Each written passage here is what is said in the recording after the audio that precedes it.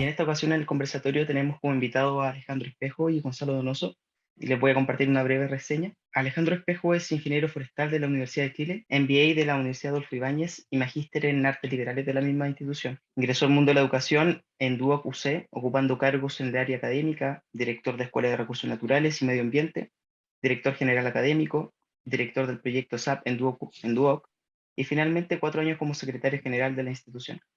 Ha sido consejero del Consejo Nacional de Educación hasta 2021 y asesor y consultor de proyectos de desarrollo educacional en la educación técnica profesional. Así que muchas gracias, Alejandro, por esta participación, y voy a aprovechar de presentar también a Gonzalo para que después se dé la interacción entre ustedes dos también en el conversatorio. Y Gonzalo Donoso es sociólogo y magíster en gestión de políticas públicas y se ha desempeñado como consultor e investigador para agencias internacionales e instituciones de educación superior. Ha trabajado para diversos organismos del Estado, desempeñándose en el área técnico-profesional del Ministerio de Educación hasta el año 2020. Sus áreas de interés se centran en acceso, retención estudiantil e historia y modelos de gobernanza para la formación técnico-profesional. Y desde junio del 2020 es director de la Agenda Técnico-Profesional en INACAP. Así que también, desde ya, muchas gracias, Gonzalo, por la participación en este conversatorio. Quería comentarle a todos y a todas que este conversatorio va a ser moderado por Pamela Arellano. También voy a aprovechar de presentar y le voy a dar el pase a que pueda dar el inicio. Pamela Arellano es ingeniero civil industrial y magíster en economía aplicada de la Universidad de Chile, con amplia experiencia en el sector público y privado, experta en regulación económica, licitaciones y diseño de políticas públicas en los ministerios de Hacienda, Economía y Empresas de menor tamaño, Subsecretaría de Telecomunicaciones y CENSE, donde lideró proyectos estratégicos transversales del servicio y su modernización para potenciar el impacto de la política pública. Entre otras, fue responsable de diseñar e iniciar la implementación de la Agenda de Calidad del Servicio. Actualmente, Pamela se desempeña en el OTIC de la Cámara Chilena de la Construcción como gerente general de gestión de conocimiento. Así que muchas gracias, Pamela. Te doy el paso ahora a ti para que puedas moderar el conversatorio. Hola, muchas gracias. Eh, Hola a todos y todas, y qué bueno verlos, qué bueno reunirnos a hablar de un tema que es relevante, que yo creo que, como hizo historia Andrea y Mauricio, partió hace mucho tiempo. Y partió con conversaciones que en ese entonces eran bastante precarias, donde las intenciones iban más bien por la venta de consultorías en calidad a los organismos técnicos de capacitación. Sin embargo, y en ese entonces estaba en el servicio en CENSE, como decía Carlos, no nos convencía esa mirada porque la verdad, la solución para poder avanzar en tema de calidad necesitaba dos cosas. Primero, legitimidad social, y por eso es que se trabajó en el OSCL y se co-construyó este modelo de calidad. Y segundo, el convencimiento de que no era promoviendo asesorías a OTEC cómo se resolvía el problema, sino que con institucionalidad. Y donde la institucionalidad que estaba faltando, el bien público que estaba faltando, era la información para la buena toma de decisiones de todo el sistema. Y cuando hablamos de sistema nos referíamos al rol CENSE como un rol asignador de recursos, a los OTEC, a también las empresas y los trabajadores. Y era un sistema que proveyera este bien público que es información, que permitiera, por ejemplo, desburocratizar CENSE y, de acuerdo a los niveles de desarrollo que tengan los diferentes organismos, poder incorporar en la burocracia los tratamientos diferenciados. De manera, por ejemplo, que un grupo de organismos técnicos tuviesen, por ejemplo, acceso a la codificación automática si cumplía ciertos estándares. O si desarrollaban y diseñaban planes formativos con inversión, con testeo, etcétera, de repente, o fuera efectivamente más costoso por la tecnología, tuviesen un valor hora diferenciado, que permitiera llegar a trabajadores con capacitación que es más cara. Y ahí iniciamos este proceso, donde nos fuimos dando cuenta que ya había bastante avanzado y faltaba conversar, faltaba pensar en esta institucionalidad Y el tercer obstáculo que nos falta ahora es la decisión política para poder acometer estos acuerdos que se lograron de la mano con la consultora con talento. Y desde esa perspectiva es que tenemos que lograr como sistema, trabajando todo este tiempo, poder convencer al resto de los actores, más bien políticos, entender por qué es necesario, nosotros posiblemente lo tenemos todos claro aquí, un sistema que asegure la calidad, que entregue estándares que permita que cada organización, que cada institución se mire, sepa dónde está, la institucionalidad pública pueda ayudar a desarrollar a estos organismos y mejoremos el sistema en una ruta que está consensuada. Y es donde les quiero preguntar a nuestros expertos cuáles son los resultados en otros países que sean referentes de esta aplicación de estándares de calidad en los diferentes niveles educativos, formativos y también del trabajo, del mundo del trabajo. No sé, Alejandro, Gonzalo, ¿quién quiere partir con esa, haciéndose cargo de esa pregunta? A ver, yo no me voy a hacer mucho cargo de la pregunta, porque voy a ir por otro lado.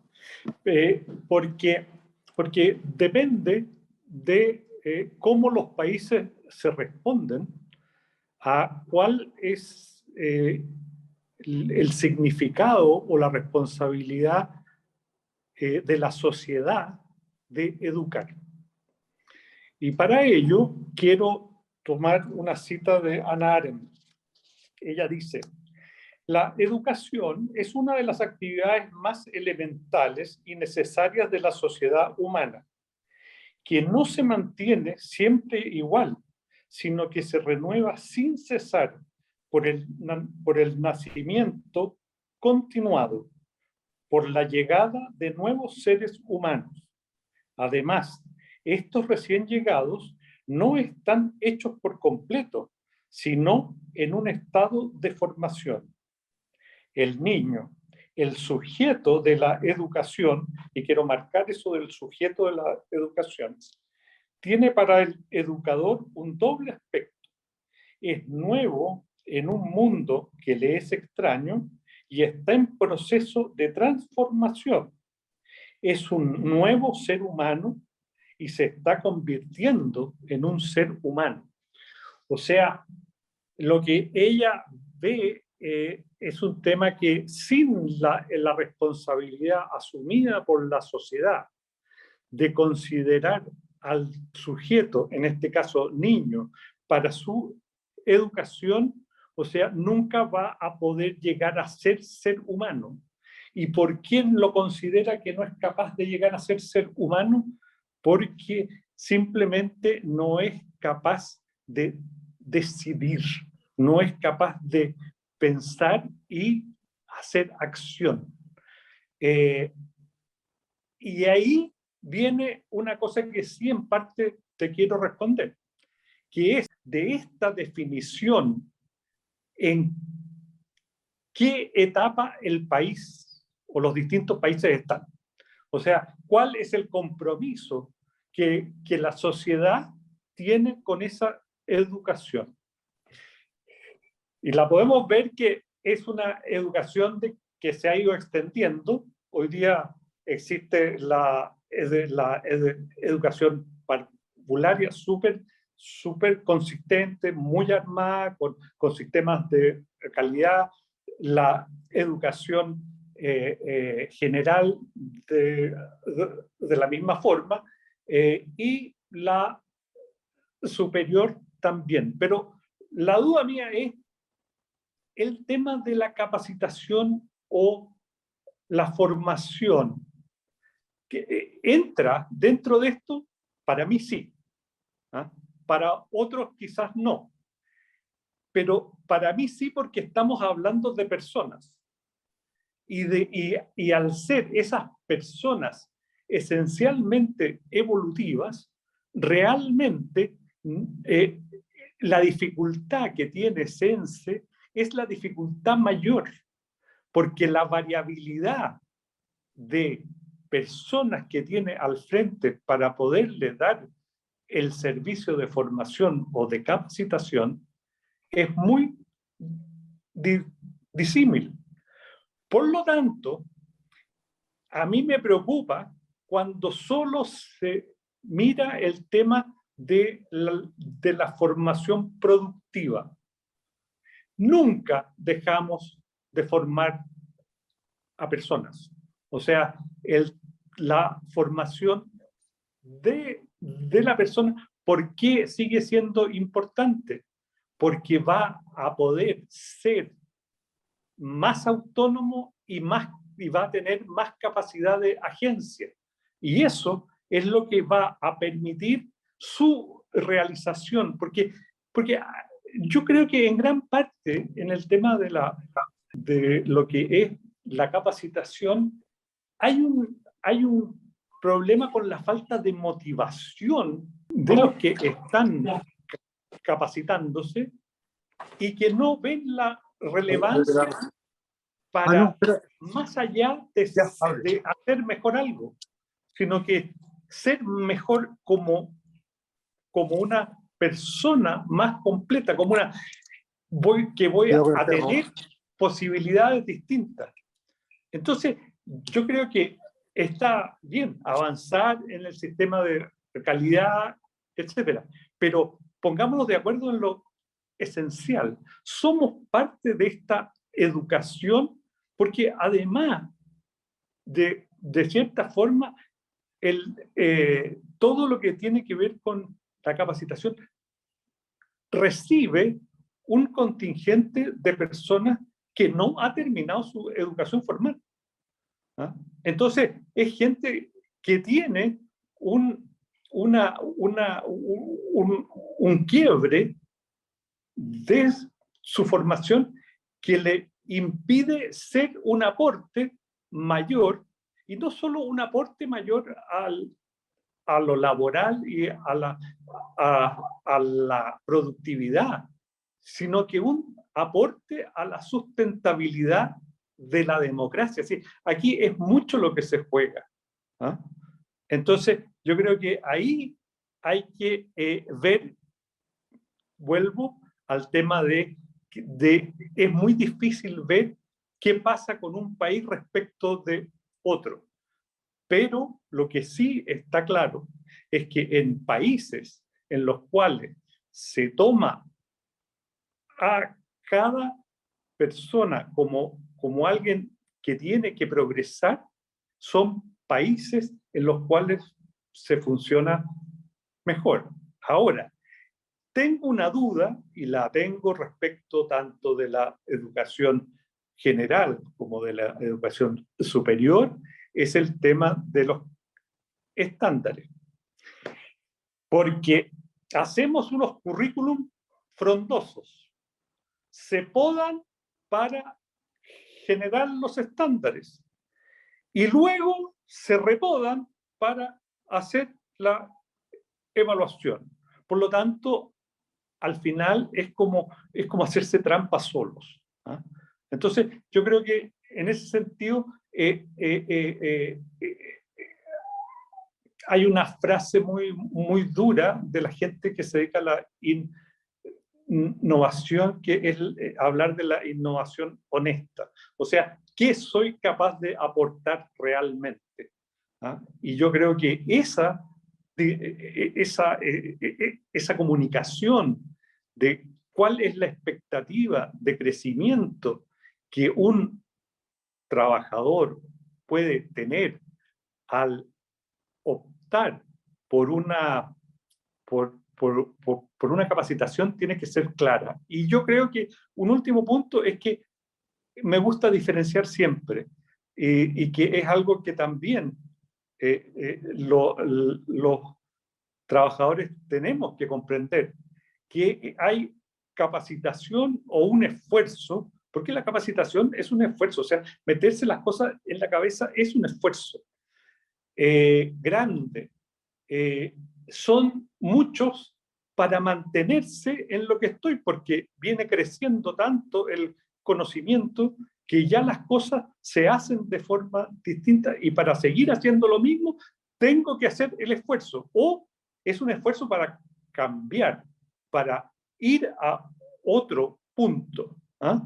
Entonces, creo que el darle espacio al trabajo que las OTEC hagan no con las dirigencias de los trabajadores, sino que con los trabajadores que van a tomar los cursos,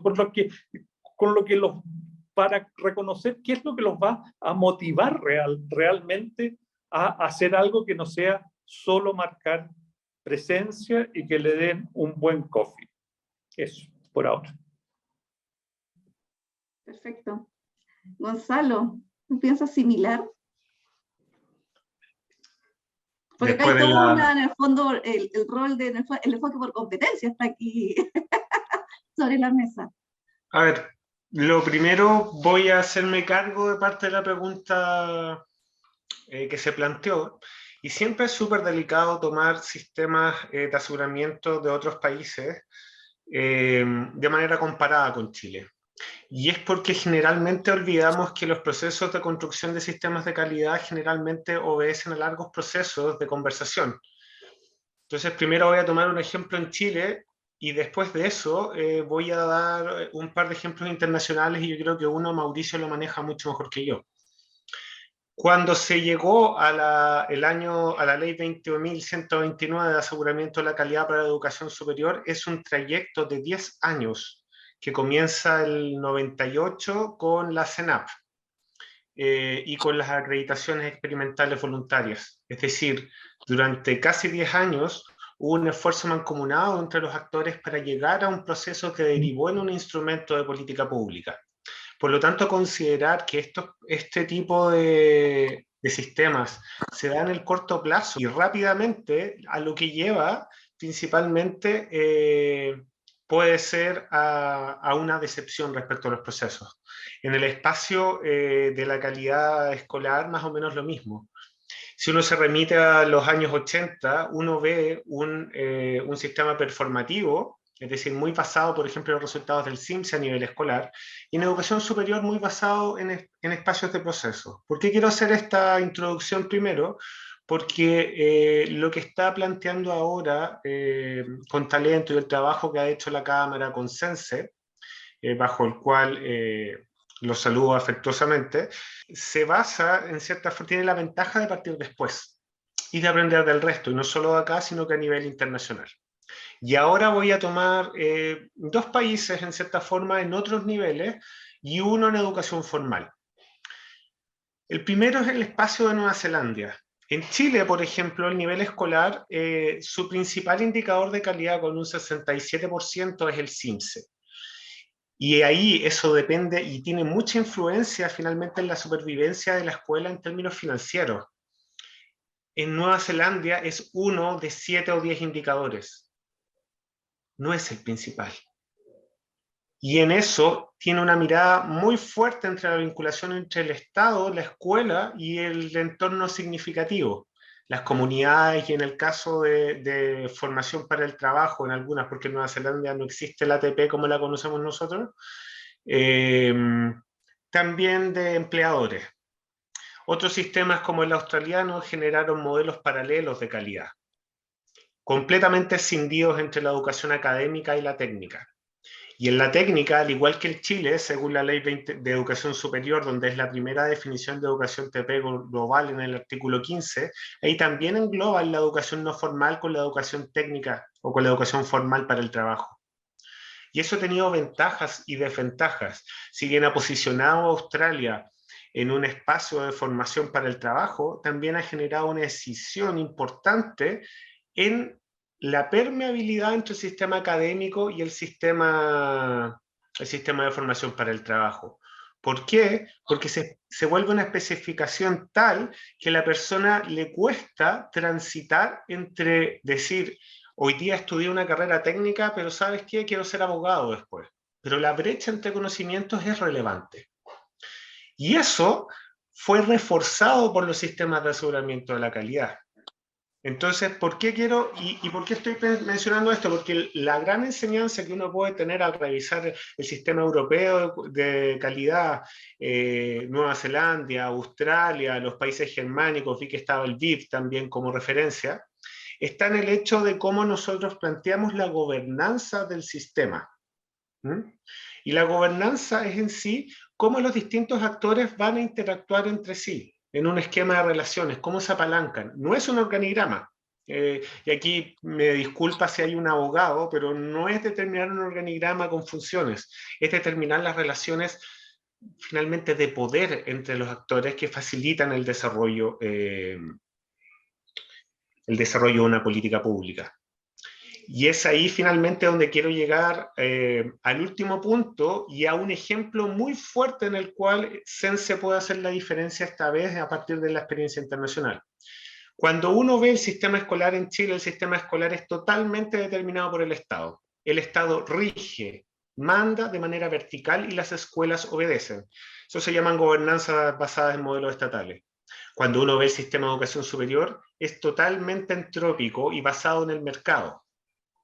En cierta forma la legislación dice que las instituciones son autónomas, que se basa en la libertad académica. Por lo tanto, la conjunción en que hablen esos sistemas para que hayan trayectorias ya ha sido difícil, y yo les puedo decir que de lo que yo conozco en los últimos 15 años, recién el año pasado por primera vez se juntó uno de los jefes de la división del sistema de aseguramiento de la calidad con el secretario ejecutivo de la CNA para pensar cómo se podrían articular para favorecer trayectorias. Sense puede llegar ahí. Y puede llegar ahí en el sentido que tiene que determinar muy bien no solo su gobernanza interna en base a la experiencia internacional, sino que también en cómo se articula con los otros sistemas que están en Chile. Aquí no estoy hablando de del CENET, por ejemplo, que es crucial en la educación formal. Pero los desafíos que nos muestran es que si no hay un buen marco normativo, no puede aplicarse una política pública que tiene que evolucionar. La calidad es un concepto líquido. Y por lo tanto, como ahora ya no estamos en el enfoque de capital humano, donde la persona trabaja para estudiar, sino que, y se ve a las personas como stock y flujo, sino que desde el año 98 se impulsó por la ONU el enfoque de capacidades, yo prefiero decirle capacidades porque suena muy mal, y todos los instrumentos, los ODS, los Objetivos de Desarrollo Sostenible, del cual el Estado está obligado a seguir y que el Ministerio de Desarrollo Social orienta todas las políticas hacia eso, incluyendo las de Sense, están basados en poner a las personas al centro. Pero todavía la transición no se ha hecho bien. Nos cuesta mucho salir el hecho de que si yo formo más personas, el país va a ser más desarrollado. Eso está comprobado ahora que la teoría del Banco Mundial requirió ser complementada.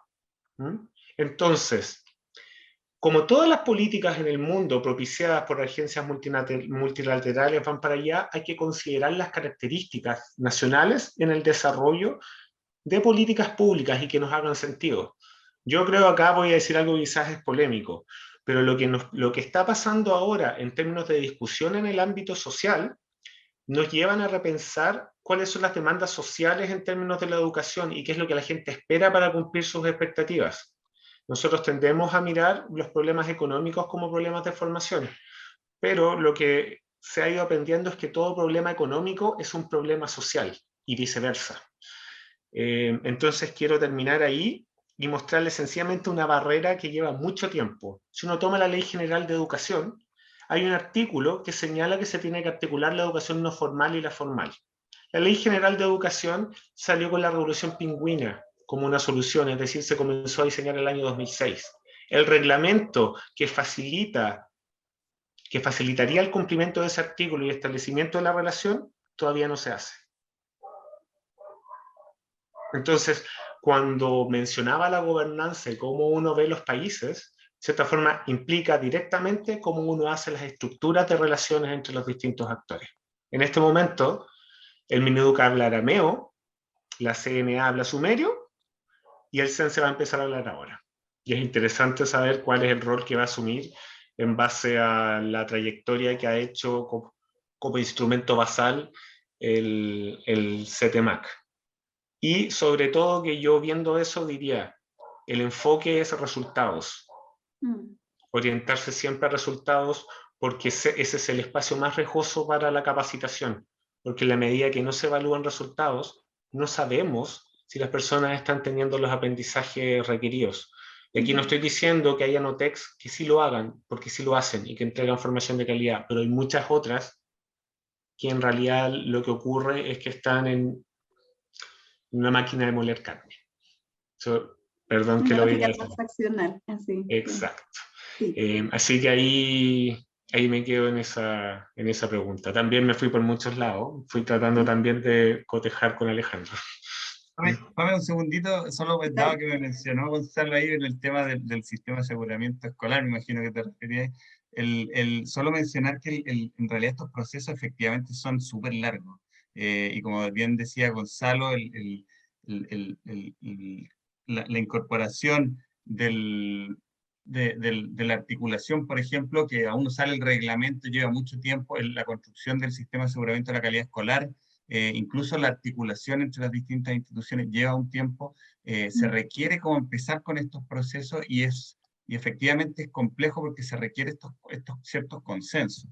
Entonces también parte de ese desafío es esta participación, esta construcción conjunta, pero tiene que partir porque es lenta. Entonces tiene que partir lo antes posible porque hay que hacer esas conversas, hay que ponerse de acuerdo, hay que aprender a perder un poquito para que todos quedemos con un instrumento que sea mejor y que nos ayude y nos dé algún norte.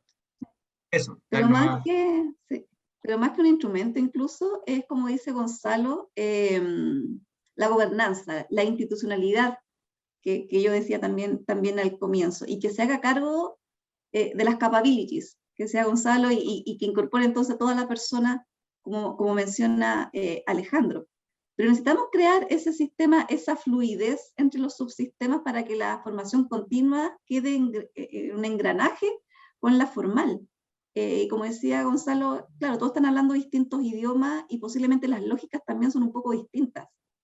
Y una de las gracias que ha tenido este trabajo fue que partimos trabajando en el OSCL, donde en el fondo todos los actores hemos estado de acuerdo en avanzar. Y yo creo que a diferencia de otros temas como en educación escolar, en el caso de capacitación para el trabajo o lo que tenga que ver con CENSE, no podemos estar peor. No podemos estar peor y por lo tanto cualquier cosa que hagamos tiene que ser para mejor, porque falta buena información, como dice Gonzalo, los resultados. ¿Quién tiene mejor resultado? Y eso va a orientar al tiro la toma de decisiones en muchos aspectos. Porque tenemos cosas demasiado rígidas, cursos que se codifican por 4 años y son sumamente rígidos, que puede que no se adapten bien a las necesidades concretas de una empresa o a las necesidades que tienen un grupo concreto de trabajadores. Necesitamos poner a la persona al centro y no al proceso, al procedimiento, al centro. Y claro, y ahí medir requiere estas conversaciones, procesos largos para que esas mediciones nos parezcan a todos justos, útiles y proporcionados. Alejandro, sí. Mira, dos comentarios. Uno es que de esta conversación yo creo que hay que sacar el tema de conversar mucho sobre el tema de los resultados. ¿Qué son los resultados? ¿A quién le pregunto por el resultado? ¿Ah? Porque una cosa es enseñarle a alguien a usar una plataforma nueva como puede ser SAP, pero otra cosa es que la persona asuma que SAP es un democratizador de las decisiones. Y eso está probado, o sea, es una empresa distinta porque cada uno tiene un espacio en el cual su capacidad de decidir es absoluta, con la condición del sistema de que tiene que dar cuenta de lo que decidió. Ese es un tema. Lo otro que les quiero comentar más bien como anécdota Cuando estaba en el Consejo Nacional de Educación con Pedro Montt, impulsamos un cambio de la misión y cambiamos la misión del Consejo, que antes era muy estructurada hacia la ley que lo creaba o que lo regulaba, y la cambiamos por colocar a los alumnos y sus aprendizajes en el centro.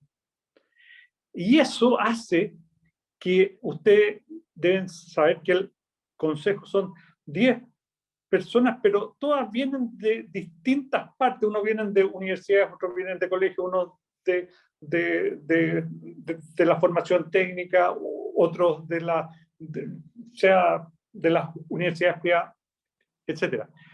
Pero el poner ese faro tan fuerte fuera, realmente era lo que nos permitía sacar cosas difíciles, porque la pregunta era no cómo afecta al CRUCH, no cómo afecta a Vertebral, no, los alumnos, ¿cómo están aquí? ¿Qué pasa con los alumnos?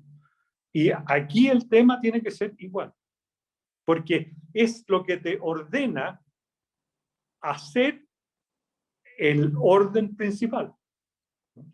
Eso. Vamos a polemizar, Alejandro, aquí, este es el momento. Bueno. Yo quiero hacer un matiz respecto a lo que dijiste en resultados. ¿Y por qué voy a hacer un matiz en lo que tú planteaste en resultados? Pero quiero hacer un disclosure primero. Yo creo que un buen sistema de aseguramiento de la calidad no puede asociar los resultados directamente al financiamiento.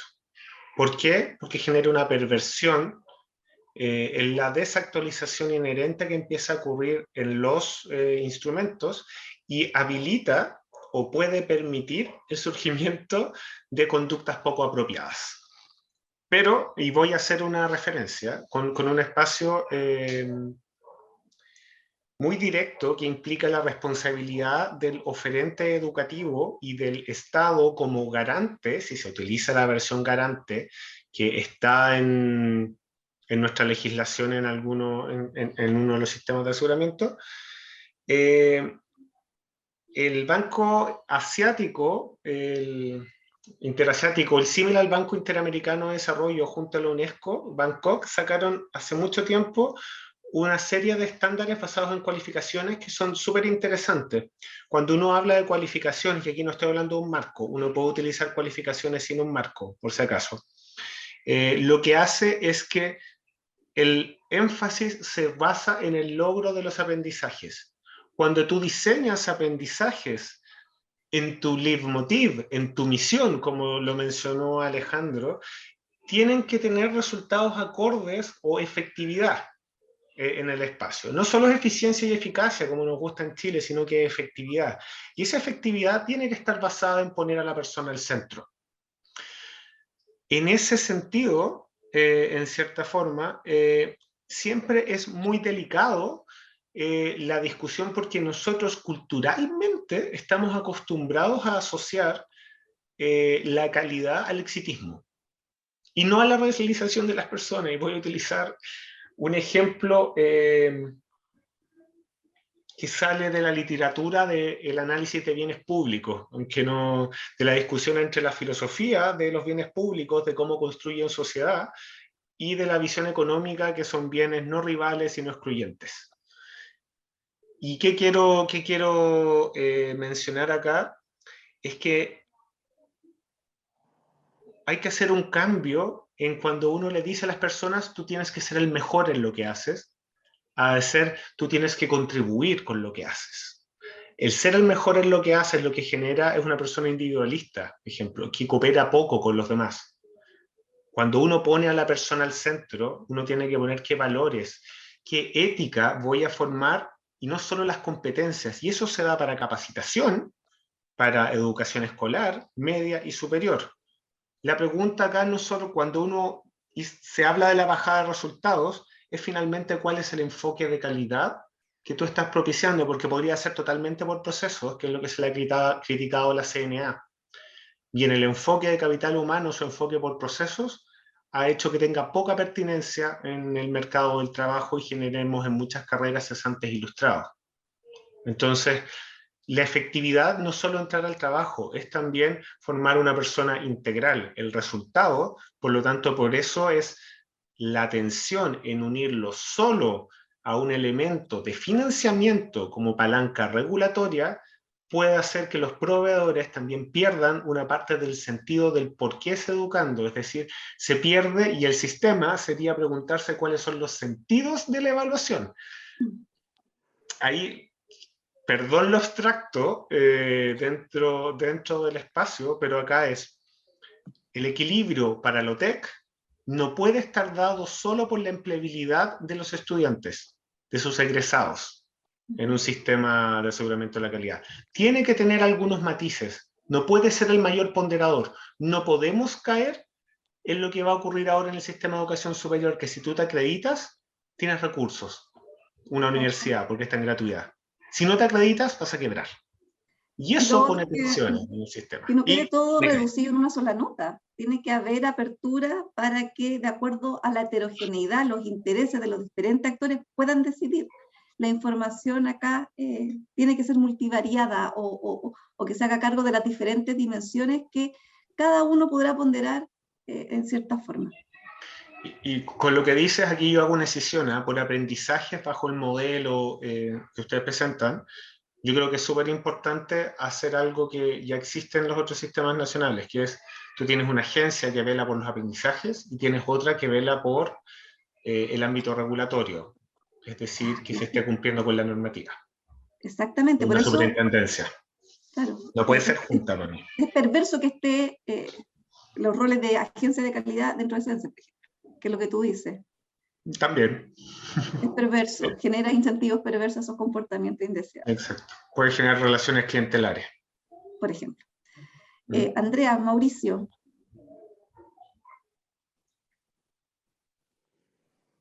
Está silenciado. Sí, oye, no, súper interesante los comentarios, súper potente la reflexión. Hay varias intervenciones de personas que están diciendo, por ejemplo, buena reflexión, incluso podríamos medir indicadores de equipo de acuerdo a necesidades de requerimiento, mencionaba Patricia Busto. Y Valia Carrasco, realizando un buen diagnóstico de la necesidad de capacitación y las OTEC siendo responsables a la hora de escoger relatores que contextualicen la temática y sean capaces de hacer la bajada a los estudiantes trabajadores. A veces se quedan con los currículum de académicos, pero no son los mejores a la hora de dictar capacitación para la vida. Mira qué potente. Yo creo que en esta conversa justamente ustedes han puesto estas tensiones encima de la mesa, han puesto estos desafíos de cómo nos enfocamos en la persona, cómo lo relacionamos, porque hay que relacionar de alguna forma, ¿cierto?, con financiamiento. ¿Cuáles son esos indicadores que nos pueden ayudar a medir esto? Y quiero relevar cómo está la complejidad de la discusión y lo potente que es en cómo construimos sociedad también, ¿cierto? En estos momentos en que uno ve que hay tensiones, no sé, y uno ve las guerras afuera, no sé, momentos de restricción económica además. Entonces, ¿cómo también estos espacios de diálogo nos permiten avanzar en tener, de nuevo, miradas compartidas que nos puedan ayudar a construir un sistema que mejore la capacitación y la inserción laboral? Andrea, le damos las gracias a Pamela, a Alejandro, podemos seguir quizás conversando, yo sé que Pame tiene un compromiso, así que adelante nomás, Pame, nosotros vamos a hacer un cierre. Gonzalo, también muchas gracias. Abrazo y sigamos adelante con esto. Eso, nosotros seguimos adelante. Gracias, Pamela. Tú anda nomás que tienes tu compromiso.